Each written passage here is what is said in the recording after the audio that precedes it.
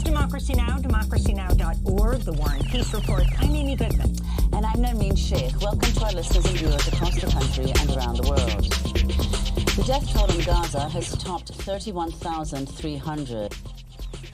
At least 5 people were killed on Wednesday when Israel bombed an UNRWA aid distribution center in Rafah, one of the UN agency's last remaining aid sites in Gaza. The head of UNRWA called the attack a, quote, blatant disregard to international humanitarian law. This comes as much of Gaza is on the brink of famine as Israel continues to limit the amount of aid allowed into the besieged territory. At least 27 Palestinians have died of starvation, including 23 children. Meanwhile, Al Jazeera is reporting 6 Palestinians were killed in Gaza City when Israeli forces opened fire again on crowds waiting for food aid. Over 80 people were injured. In other news from Gaza, Politico reports the Biden administration has privately told Israel that the U.S. would support Israel attacking Rafah as long as it did not carry out a large-scale invasion. Well, we begin today's show looking at how the U.S. media is covering Israel's assault on Gaza with the acclaimed TV broadcaster Mehdi Hassan. In January, he announced he was leaving MSNBC after his shows were canceled. Mehdi was one of the most prominent Muslim voices on American television. In October, the news outlet Semaphore reported MSNBC had reduced the roles of Hassan and 2 other Muslim broadcasters on the network, Ayman Mouldin and Ali Velshi, following the October 7th Hamas attack on Israel. Then in November, MSNBC announced it was canceling Hassan's show shortly after he conducted this interview with Mark Regev, an advisor to Israeli Prime Minister Benjamin Netanyahu. This is an excerpt. You say Hamas's numbers. I should point out, just put up on the screen, in the last 2 major Gaza conflicts, 2009 and 2014, the Israeli military's death tolls matched Hamas's health ministry death toll. So, and the UN human rights groups all agree that those numbers are credible. But look, your wider point is true. Can I challenge that? Will you allow me to challenge that, please? Can I just challenge that? I'd like to challenge that. I'll try to be as brief as you are, sir. Those numbers are provided by Hamas. There's no independent verification. And secondly, more importantly, you have no idea how many of them are Hamas terrorists, combatants, and how many are civilians. Hamas would have you believe that they're all civilians, that they're all children. And here we have to say something that isn't said enough. Hamas, until now, we're destroying their military machine, and with that, we're eroding their control. But up until now, they've been in control of the Gaza Strip. And as a result, they control all the images coming out of Gaza. Have you seen one picture of a single dead Hamas terrorist in the fighting in Gaza? Not one. Is that by accident, or is that because Hamas can control the information? You asked me a question and you Gaza? said you would be brief. I haven't, you're right, but I have seen lots of children with my own lying eyes being pulled from the rubble. Because they're the pictures Hamas wants you to see. Exactly my point, Mehdi. They're the pictures Hamas wants. But there are also people that your government has killed. You accept that, right? You've killed children, or do you deny that? No, I do not. I do not. I do not. First of all, you don't know how those people died, those children. Oh, wow. Oh, wow, Mehdi Hassan responded, interviewing Netanyahu advisor Mark Regev on MSNBC. Soon after, MSNBC announced that he was losing his shows. Since leaving the network, Mehdi Hassan has launched a new digital media company named Zeteo. Mehdi, welcome back to Democracy Now! It's great to have you with us. I want to start with that interview you did with Regev. After you lost your 2 shows, soon after, do you think that's the reason those shows were canceled? Interviews like that? You would have to ask MSNBC, Amy. And Amy, Nermeen, thank you for having me on. It's great to be back here after a few years away. Look, the advantage of not being at MSNBC anymore is that I get to come on shows like this and talk to you all. You should get someone from MSNBC on and ask them why they cancel the shows, because I can't answer that question. I wish I knew. But there we go. The shows were cancelled at the end of November. I quit at the beginning of January because I wanted to have a platform of my own. I couldn't really spend 2024, one of the most important news years of our lives, genocide in Gaza, fascism at the door here in America with elections. Couldn't really spend that being a guest anchor and a political analyst, which is what I was offered at MSNBC while I was staying there. I wanted to leave. I wanted to get my voice back, and that's why I launched my own media company, as you mentioned, called Zeteo, which we've done a soft launch on, and we're going to launch properly next month. But I'm excited about all the opportunities ahead. The opportunity to do more interviews like the one I did with Mark Regev. So, Mehdi, could you explain Zeteo? First of all, what does it mean? And what is the gap in the U.S. media landscape that you hope to fill? You've been extremely critical of the U.S. media's coverage of Gaza, saying quite correctly that the coverage has not been as consistent or clear as the last time we saw an invasion of this kind, though far less brutal, which is the Russian invasion of Ukraine. Yeah, it's a great question. So on Zeteo, it's an ancient Greek word going back to Socrates and Plato, which means to seek out, to search, to inquire for the truth. And at a time when we live in a, some would say, post-truth society, or people on the right are attempting to turn it into a post-truth society, I thought that was an important endeavor to embark upon as a journalist, to go back to our roots. In terms of why launch it and the media space, look, there is a gap in the market, first of all, on the left for a company like this one. Not many progressives have pulled off a for-profit, subscription-based business, media business. We've seen it on the right, you know what I mean, with, you know, Ben Shapiro's Daily Wire and Barry Weiss's The Free Press, and even Tucker Carlson has launched his own subscription-based platform since leaving Fox. And on the progressive space, we haven't really done it. Now, of course, there are wonderful shows like Democracy Now!, which are doing important, invaluable journalism on subjects like Gaza, on subjects like the climate. But across the media industry as a whole, sadly in the US, the massive gap is there are not enough I don't know how to put it, bluntly, truth tellers, people who are willing to say, and when I say truth tellers, I don't just mean, you know, truth in a conventional sense of saying what is true and what is false. I'm saying the language in which we talk about what is happening in the world today. Too many of my colleagues in the media unfortunately hide behind lazy euphemisms, both sides journalism. The idea that you can't say Donald Trump is racist because you don't know what's in his heart. You can't say the Republican Party is going full fascist even as they proclaim that they don't believe in democracy as we conventionally understand it. We can't say there's a genocide in Gaza even though the International Court of Justice says such a thing is plausible. You know, we run away from very blunt terms which help us understand the world. And I want to treat American consumers of news, global consumers of news, it's a global news organization which I'm founding, with some respect. Stop patronizing them. To tell them what is happening in the world in a blunt way.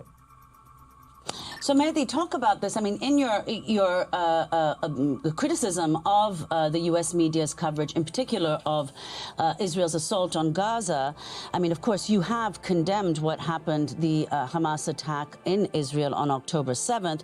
You've also situated the attack in a broader historical frame, and you've received criticism for doing that. And in response, you've said, context is not causation, and context is not justification.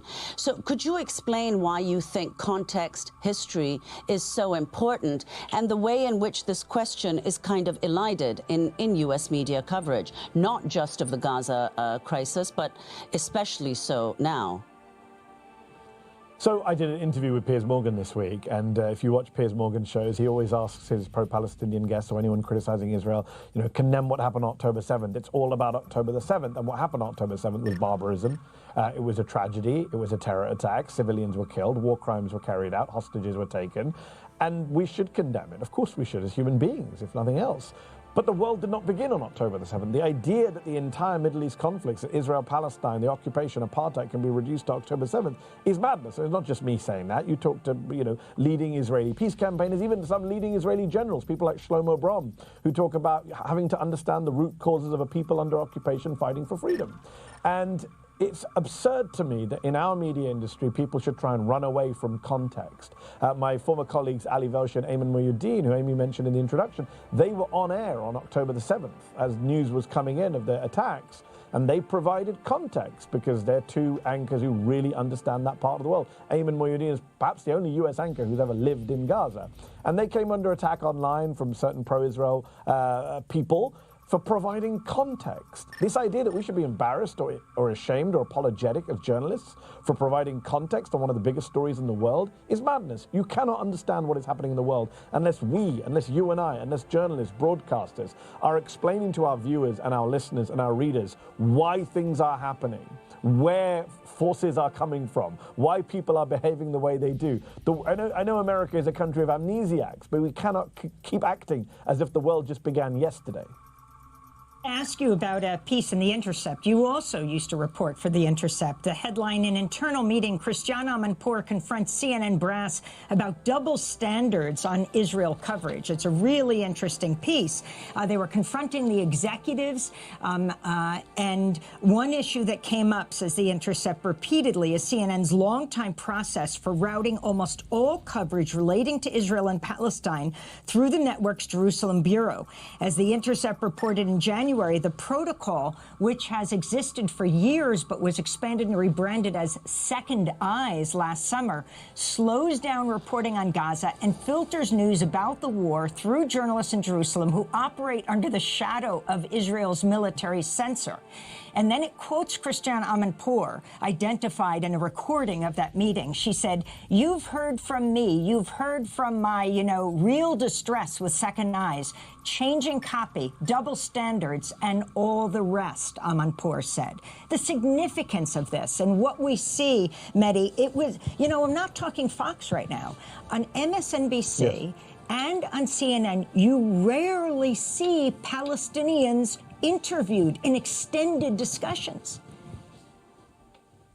So I think there's a few issues there, Amy. Number one, first of all, we should recognize that Christiane Amanpour has done some very excellent coverage of Gaza for CNN in this conflict. She's had some very powerful interviews and very important guests on. So credit to Christiane during this conflict. Number two, I think U.S. media organizations... I just wanted to say, particularly on CNN International, which is often not seen on CNN Domestic. Very good point, Amy. Touche. The second point I would say is U.S. media organizations as a whole are engaging in journalistic malpractice by not informing viewers, listeners, readers that a lot of their coverage out of Israel and the occupied territories is coming under the shadow of an Israeli military censor. How many Americans understand or even know about the Israeli military censor, about how much information is controlled? We barely understand that Western journalists are kept out of Gaza, or if when they go in, they're embedded with Israeli military forces and limited to what they can say and do. So I think we should talk about that in a country which kind of prides itself on the First Amendment and free speech and free press. We should understand the way in which information comes out of the occupied territories, in particular from Gaza. And the third point I would say is, Palestinian voices not being on American television or in American print is one of the biggest problems when it comes to our coverage of this conflict. When we talk about why the media is structurally biased towards one party in this conflict, the more powerful party, the occupier, we have to remember that this is one of the reasons. Why are Palestinians dehumanized in our media? This is one of the reasons. If we don't let people speak, that's what leads to dehumanizations. That's what leads to bias. We understand it at home when it comes to, for example, black voices. In recent years, media organizations have tried to take steps to improve diversity on air. When it comes to on-air talent, when it comes to on-air guests, when it comes to balancing panels, we get that we need underrepresented communities to be able to speak.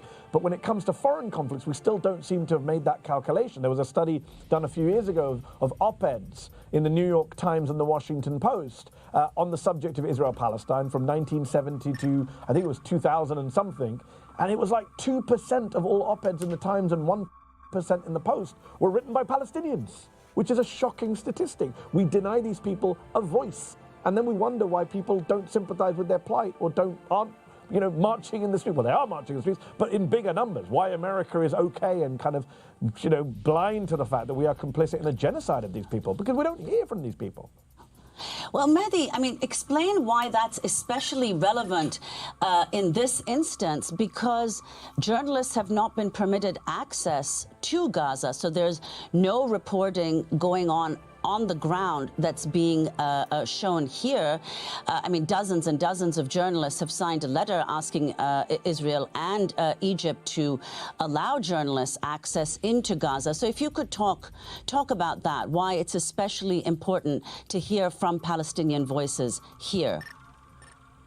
Well, for a start, much of the imagery we see on our screens here or on our newspapers are sanitized images. We don't see the full level of the destruction. And when we try and understand, well, why young people? Why is there such a generational gap when it comes to the polling on Gaza, on ceasefire? Why are young people so much more anti-war than their elder peers. Part of the reason is that young people are on TikTok or Instagram and seeing a much less sanitized version of this war, of Israel's bombardment. They are seeing babies being pulled from the rubble, limbs missing. They are seeing hospitals hospitals carrying out procedures without anesthetic. They are seeing just absolute brutality, the kind of stuff that UN humanitarian chiefs are saying we haven't seen in this world for 50 years. And that's the problem, right? If we're sanitizing the coverage, Americans aren't being told, really, aren't being informed, are again missing context on what is happening on the ground. And of course, Israel, by keeping Western journalists out, makes it even easier for those images to be blocked. And therefore you have brave Palestinian journalists on the ground trying to film, trying to document their own genocide, streaming it to our phones. And we've seen over 100 of them killed over the last 5 months. That is not an accident, that is not a coincidence. Israel wants to stamp out independent voices, stamp out any kind of coverage of its own genocidal behavior. And therefore, again, you're able to have a debate in this country where the political debate is completely disconnected to the public debate, and the public debate is completely misinformed. I'm amazed, Nermeen, when you look at the polling, that there's a majority in favor of a ceasefire, that half of all Democrats say this is a genocide. The Americans are saying that to pollsters, despite not even getting the full picture. Can you imagine what those numbers would look like if they actually saw what was happening on the ground? Well, I want to go to what is unfolding right now in Gaza. You said in a recent interview that in the past, Israel was, quote, mowing the lawn. But now the Netanyahu government's intention is to erase the population of Gaza. So let's go to what Prime Minister Netanyahu said about the invasion of Rafah, saying it would go ahead and would last weeks, not months. He was speaking to Politico on Sunday. We're not going to leave them. You know, I have a red line. You know what the red line is? That October 7th doesn't happen again. Never happens again. And to do that, we have to complete the destruction of the Hamas terrorist army. We're very close to victory. It's close at hand. We've destroyed 3/4 of Hamas fighting terrorist battalions. And we're close to finishing the last part in Rafah, and we're not going to give it up. Once we begin the intense action of eradicating the Hamas terrorist battalions in Rafah, it's a matter of weeks and not months. So, Mehdi, your response to what Netanyahu said and what the Israelis have proposed as a safe place for Gazans to go, namely humanitarian islands? So, number one, when you hear Netanyahu speak, I mean, doesn't it remind you of George Bush in kind of 2002, 2003? It's very, you know, invoking 9/11 to justify every atrocity, claiming that you're trying to protect the country when you yourself, your idiocy and your incompetency is what led to the attacks. George Bush was unable to prevent 9/11 and then used 9/11 to justify every atrocity, even though his incompetence helped allow 9/11 to happen. And I feel the same when Netanyahu allowed the worst terror attack, the worst massacre in Israel to happen on his watch. Many of his own, generals, many of his own people blame him for this. And so it's rich to hear him saying, my aim is to stop this from happening again. Well, you couldn't stop it happening the first time, and now you're killing innocent Palestinians under the pretense that this is national security. Number two, again, George Bush-like, claiming that the war is nearly done, mission is nearly accomplished. That's nonsense. No serious observer believes that Hamas is finished or that Israel has won some total victory. A member of Netanyahu's own war cabinet said recently, anyone who says you can absolutely defeat Hamas is telling tall tales, is lying. That was a colleague of Netanyahu's in government who said that. And number three, the red line on Rafah that Biden supposedly set down and that Netanyahu is now mocking, saying my own red line is to do the opposite. What on earth is Joe Biden doing in allowing Benjamin Netanyahu to humiliate him in this way with this invasion of Rafah, even after he said he opposes it? I mean, it's one thing to leak stuff over a few months. Let's go to Biden. Speaking on MSNBC, he's being interviewed by your former colleague, Jonathan Capehart, as he was being questioned about Benjamin Netanyahu and saying he's hurting Israel more than helping Israel. He has a right to defend Israel, a right to continue to pursue Hamas, but he must pay more attention to the innocent lives being lost as a consequence of the actions taken. He's hurting, in my view, he's hurting Israel more than helping Israel by making the rest of the world, it's contrary to what Israel stands for. And I think it's a big mistake. So I want to see a ceasefire. And he talked about kind of a red line. If you can address what Biden is saying and what he proposed in the State of the Union, this pier, to get more aid in, and also the airdropping of food, which recently killed 5 Palestinians because it crushed them to death, and the humanitarian groups, the United Nations, saying these airdrops, the pier, come nowhere near being able to provide the aid that's needed. At the same time, and the reason they're doing all of this is because Israel is using U.S. bombs and artillery to attack the Palestinians and these aid trucks. Yeah, it's just so bizarre. The idea that you could drop bombs on the one hand and then drop aid on the other, and you're paying for both, and then your aid ends up killing people too. It's like some kind of dark onion headline. It's just beyond parody, it's beyond belief. And as for the pier, as you say, it does not come anywhere near to adequately addressing the needs of the Palestinian people in terms of the sheer scale of the suffering. 500,000 people, on the brink of famine, over 1 million people displaced. 4 out of 5 of the hungriest people in the world, according to the World Food Programme, are in Gaza right now. The idea that this pier would, A, address the scale of the suffering, and B, in time. I mean, it's going to take time to do this. What happens to the Palestinians who literally starve to death, including children, while this pier is being built? Finally, I would say there's reporting in the Israeli press, Amy, that I've seen that suggests that the pier idea comes from Netanyahu, that the Israeli government are totally fine with this pier because it allows them still to control land and air access into Gaza, which is what they've always controlled and which in this war they've monopolized. The idea that the United States of America, the world's only superpower, cannot tell its ally, you know what, we're going to put aid into Gaza because we want to and you're not going to stop us, especially since we're the ones arming you, is bizarre. It's something I think Biden will never be able to get past or live down. It's a stain on his record, on America's conscience. The idea that we're arming a country that's engaged in a plausible genocide, to quote the ICJ, is bad enough. That we can't even get our own aid in while they're bombing with our bombs is just madness. And by the way, it's also illegal under US law. You cannot provide weaponry to a country which is blocking US aid. And by the way, it's not me saying they're blocking US aid. US government officials have said, yes, the Israeli government blocked us from sending flour in, for example. So, Mehdi, let's go to the regional response to this assault on Gaza that's been unfolding with the kind of violence and tens of thousands of deaths of Palestinians, as we've reported. Now, how has the Arab and Muslim world responded to what's going on? Egypt, of course, has repeatedly said that it does not want displaced Palestinians crossing its border. The most powerful Muslim countries, Saudi Arabia, Qatar, and the Emirates. If you talk about how they've responded, and then the so-called axis of resistance, Houthis, Hezbollah, etc., how they've been trying to disrupt this war, or at least make the backers of Israel pay a price for it. So I hear people saying, oh, we're disappointed in the response from the Arab countries. The problem with the word disappointment is it implies that you had any expectations to begin with. I certainly didn't. Arab countries have never had the Palestinians back. The Arab, quote-unquote, Arab street has always been very pro-Palestinian, but the autocratic, the despotic, the dictatorial rulers of much of the Arab world have never really had the interests of the Palestinian people at their heart, going back right to 1948 when, Arab countries attacked Israel to push it into the sea, but actually, as we know from historians like Avi Schleim, were not doing that at all, and had some of them, like Jordan, had done deals with Israel behind the scenes. So look, Arab countries have never really prioritized the Palestinian people or their needs or their freedom, and so when you see some of these statements that come out of the Arab world at times like this, you have to take them with a shovel of salt, not just a grain. Also, I would point out the hypocrisy here on all sides in the region.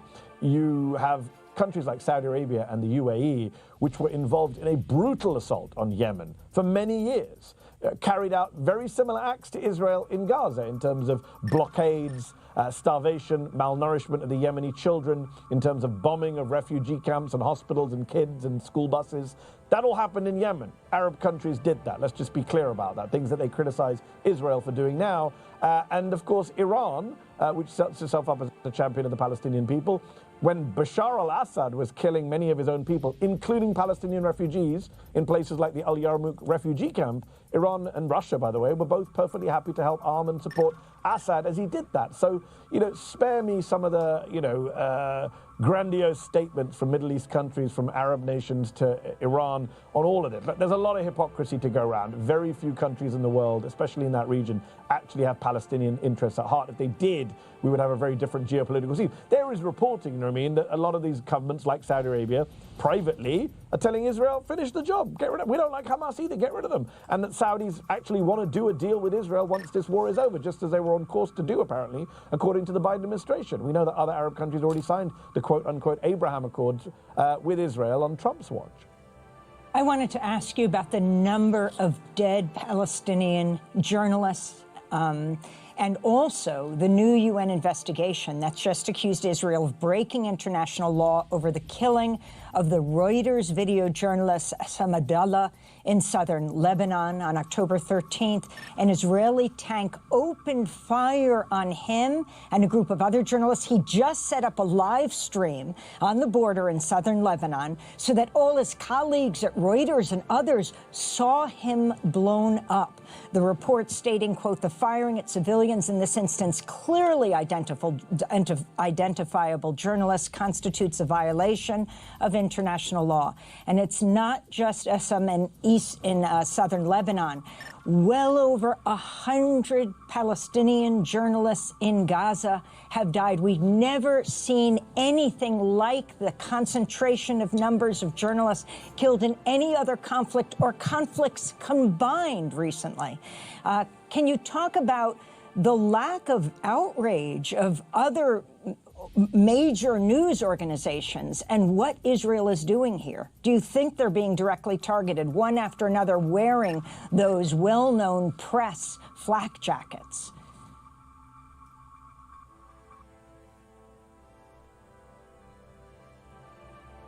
It looks like we just lost audio to Mehdi Hassan. Amy, I can hear you, Amy, very faintly. Oh, okay. And I'm going to answer your question if you can still hear me. We can hear you perfectly. So you're very faint to me. So while I speak, if someone wants to fix the volume in my ear, let me answer your question about journalists. It is an absolute tragedy and a scandal what has happened to journalists in Gaza, that we have seen so many deaths in Gaza. And the real scandal, Amy, is that Western media, a lot of my colleagues here in the US media, have not sounded the alarm, have not called out Israel for what it's done. It's outrageous that so many of our fellow colleagues can be killed in Gaza while reporting, while at home, losing family members. And yet there's not a huge global outcry. When Wael al-Dahdu, who we just saw on the screen from Al Jazeera, loses his immediate family members and carries on reporting for Al Jazeera Arabic, why is he not on every front page in the world? Why is he not a hero? Why is he not sitting down with Oprah Winfrey? I feel like, when Evan Gershkovich from the Wall Street Journal is wrongly imprisoned in Russia, we all campaign for Evan to be released. When Ukrainian journalists are killed, we all speak out and are angry about it. But when Palestinian journalists are killed on a level we've never seen before, according to the Committee to Protect Journalists, where is the outcry here in the West over the killing of journalists? We claim to care about a free press. We claim to oppose countries that crack down on a free press, on journalism. We say journalism is not a crime. But then I don't hear the outrage from my colleagues here at this barbarism in Gaza, where journalists are being killed in record numbers. Well, Mehdi, let's go to another issue that is, of course, a pressing one this year, namely the U.S. elections. You've said that the problem with the media here is that it's singularly unable to cover Trump properly. Trump, of course, who is now the nominee. If you could explain what you mean by that and what the effects of that are going to be this year. Yeah, good question, Naomi. Well, I would say three quick things. Number one, as I mentioned at the start, the Teo is because I believe there is a fascist threat to the United States from the modern Republican Party, and including its standard bearer, its now official candidate, Donald J. Trump. And we need to speak very clearly about what that fascist threat is. We need to be able to say the F word, not dance around it, not pretend Donald Trump is a normal candidate, not normalize his extremism and racism and bigotry and authoritarianism. And what we're seeing right now, Nermeen, after 2020, when we saw some improvement in our coverage of Trump, I feel like we've regressed back to 2016 in many ways, in treating Trump as a spectacle, in benefit benefiting from, whatever ratings he gives media organizations, in asking him softball questions. He recently did an interview on CNBC. It was embarrassing to watch. That is a huge problem. So that's number one. Number two, there is this issue right now, for example, where, look, we have this issue of access journalism where a lot of journalists still need to be able to get guests on air from both parties. And there is this both sidesism, which is very frustrating. And the media needs to really think long and hard about how we do journalism. The old conventions, the old norms cannot apply. There are not two sides to every story. There are not two sides to Holocaust denial or climate change or elections.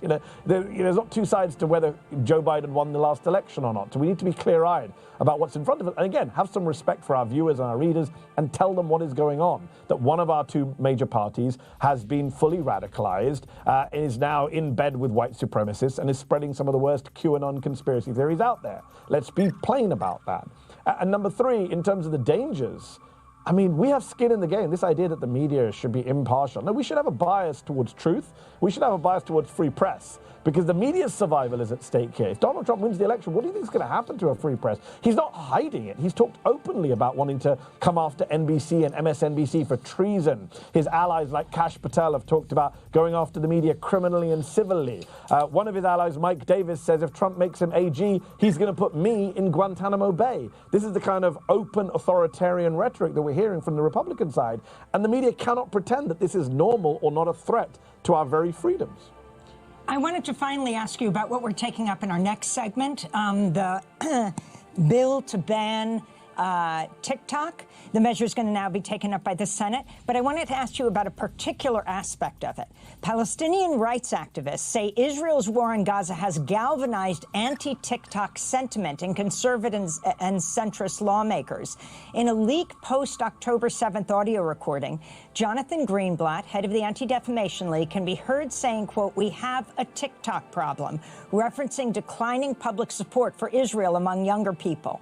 The progressive group Roots Action also noted that AIPAC is the top donor to Congressmember Mike Gallagher, who authored the TikTok ban bill. And this is coming as Donald Trump flip-flopped. He flipped his position on the bill within the last week, now opposing the ban after recently meeting with Republican mega-donor billionaire Jeff Yass, whose company holds a 15% stake in ByteDance, interestingly, major donor to right-wing Israeli think tanks. Mehdi, just your take on that aspect of this. Well, first off, Donald Trump doesn't believe in anything other than himself. So he should really be supporting this bill. It aligns with his anti-China positions, but he's not, because he might be making money out of not supporting this bill. So that's just a reminder that Donald Trump believes nothing but himself. In terms of the TikTok problem, clearly it's a problem. We discussed earlier. If you have a sanitized war on mainstream media, but you have TikTok showing younger Americans exactly what's going on in terms of the barbarism, the brutality, the mass killing, the starvation, the war crimes, then of course that's a problem for the Israeli PR machine, clearly, and for the pro-Israel factions in the United States. And it's ironic when we say, oh, well, it's actually not to do with Israel, it's to do with China, it's to do with not knowing what's going on inside of this company. Come on. Look, I have an issue with Chinese ownership of TikTok. Of course I do, like anyone else. I'm no fan of China. But the idea that other social media companies are somehow transparent or doing a better job on moderation, come on. I mean, look at Elon Musk just this week canceled Don Lemon's new show on his platform on Twitter, on X, because he was asked some moderately tough questions by Don Lemon. This is the kind of, this is the power of big tech in America and billionaires who are controlling our public squares. The idea that dealing with TikTok will help us challenge misinformation or extremism online is just a complete lie. So we want to thank you so much for being with us, and we're going to continue this discussion about TikTok in our next segment. Mehdi Hasan, journalist, author, editor-in-chief, now CEO of the new media company Zeteo. Until